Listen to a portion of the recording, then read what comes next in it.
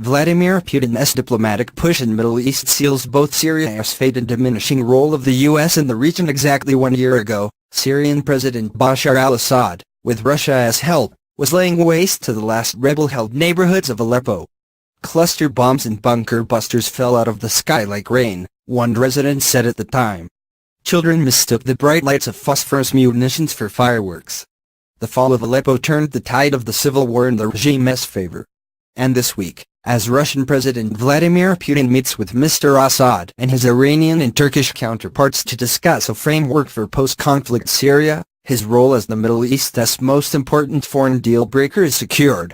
When U.S. President Donald Trump and Mr. Putin met in Vietnam earlier this month, they issued a joint statement reiterating their country's desire for a political rather than military solution for Syria's civil war now in its 7th year. Mr. Putin, several U.S. State Department sources said, promised full commitment to the UN-backed peace process in Geneva. Fresh talks begin there on the 29th of November.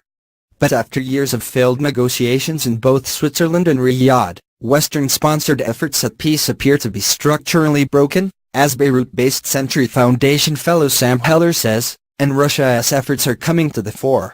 An adversarial, binary regime opposition dynamic is at the heart of Geneva, and it is totally unworkable, he told The Independent.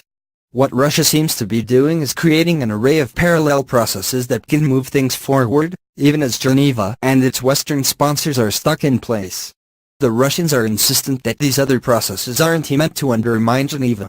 With processes like Sochi, Russia can address the key elements of UN Security Council Resolution 2254, which calls for a political solution in Syria outside Geneva's dysfunctional process, then drop them into Geneva to be ratified and given international legitimacy. To that end, Sochi, the sleepy beach town that serves as President Putin's winter residence, has over recent days turned into a frenzied center of global diplomacy.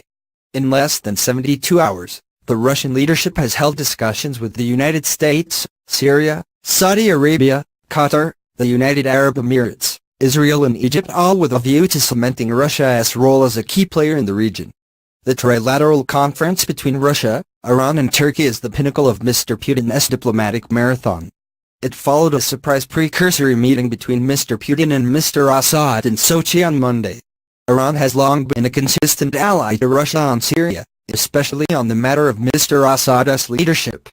Turkey has supported rebel groups against Assad since Arab Spring protests began in 2011, and was at one stage even in open conflict with Russia. In a joint statement, leaders Vladimir Putin, Hassan Rouhani and Recep Tayyip Erdogan committed to what they described as the post-conflict phase in Syria's war. There are many unresolved sticking points. On Thursday, a senior advisor to President Assad said that Russia's planned December talks bringing the regime and Syrian opposition to the table will only succeed if the rebels first lay down their arms. Turkey also reiterated that Mr. Assad staying on as president is still a red line. Nonetheless, there is agreement to work together in all areas in Syria. The three foreign powers will work as guarantor states to enforce de-escalation zones and encourage political progress. They would help build schools, hospitals and playgrounds. In his comments to the press on Wednesday, Mr. Putin said Russian efforts would soon switch from the battlefield to reconstruction. Military cooperation had saved Syria from collapse, he said. Long-term normalization was now possible. Mr. Putin will feel satisfied about what the conference says about Russian power in the region, especially as the Trump administration fails to put forward its long-term foreign policy goals. Much has changed since his military entered the conflict in September 2015. Thanks to its often brutal support operations, Russia has helped Assad fight back from the brink to rule what is left of his country with confidence again. ISIS, thanks to both Russian and U.S. air power, clings on to a fraction of the territory it controlled at the height of its powers in 2014. In diplomatic circles, once strident calls that Assad must go are no longer very loud. And the U.S. position on Mr. Assad once a red line is no longer a precondition for a settlement, although Washington said this week